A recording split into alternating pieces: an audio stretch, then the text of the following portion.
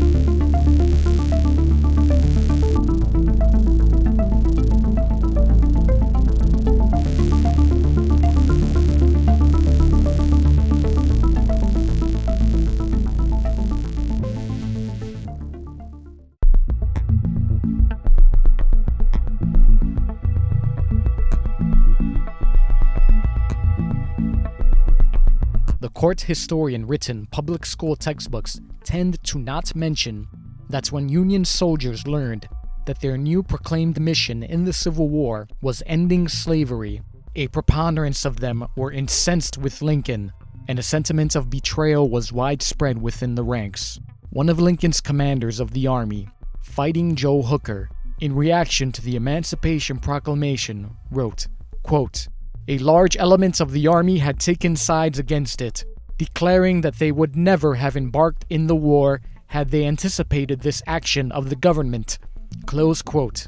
In his book, The Life of Billy Yank, historian Bell Wiley wrote that scarcely 1 in 10 Union soldiers, quote, had any real interest in emancipation per se.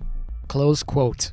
Another Union officer, the respected colonel of a battle-hardened regiment, said, quote, "Let it be understood that, if this is a war for emancipation of the Negro, instead of a war in defense of the Constitution, 3/4 of the Army would lay down their arms."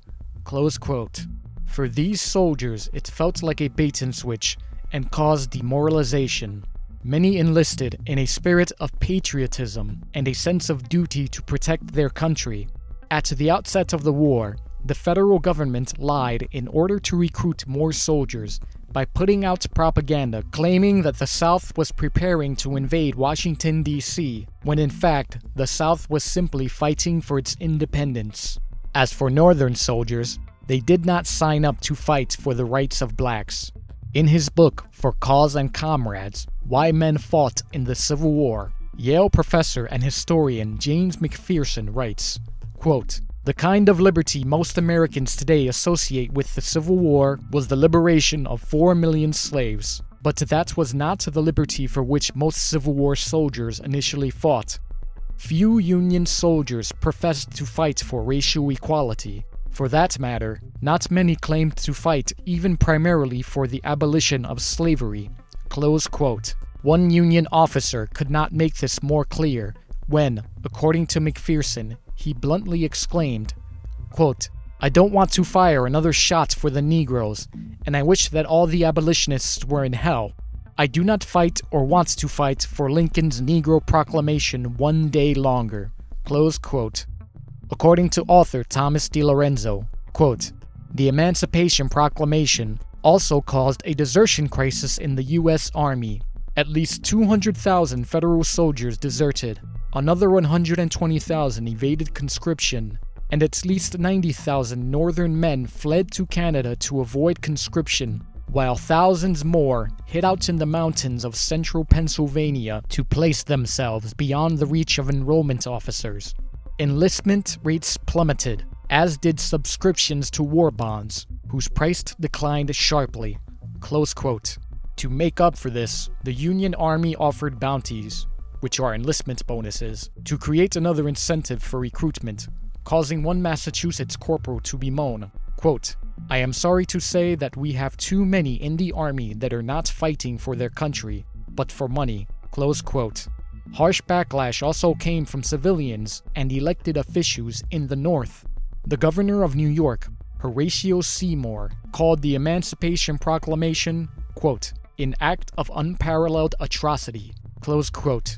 It was so detested that the mayor of New York City, Fernando Wood, wanted the city to secede from the Union and join the Confederacy, stating, quote, "With our aggrieved brethren of the slave states, we have friendly relations and a common sympathy," and, quote, "Much, no doubt, can be said in favor of the justice and policy of a separation. Why should not New York City become also equally independent?" Close quote. The reactions made sense, given that only 2% of the northern population were members of abolition groups. Now, does this sound like a public eager to free slaves to you?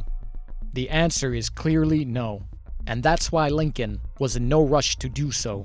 He said as much during the Virginia peace negotiation with Confederate Vice President Alexander Stephens within the waning days of the war, communicating that abolishing slavery was not a prerequisite for ending the war and reuniting the country. This was in April 1865, almost 3 years after the Emancipation Proclamation, which was issued as a war measure, not a public policy. Slavery would not actually end until the ratification of the 13th Amendment in December, several months after Lincoln's assassination. So technically, Lincoln did not free the slaves. And so there goes the myth of the enlightened Yankee soldier, because the consequence of the quasi-biblical Emancipation Proclamation that the disciples of Lincoln hold it to be is not what they fought for.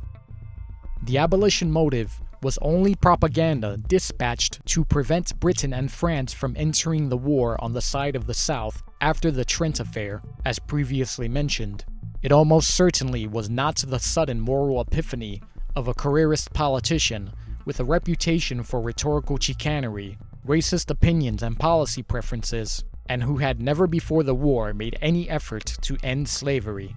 For instance, the initial reason Lincoln presented for ordering a military invasion of the South was the unconstitutionality of states seceding from the Union, but this was just further skullduggery, used to excuse the otherwise abominable megalomania of America's first leftist president.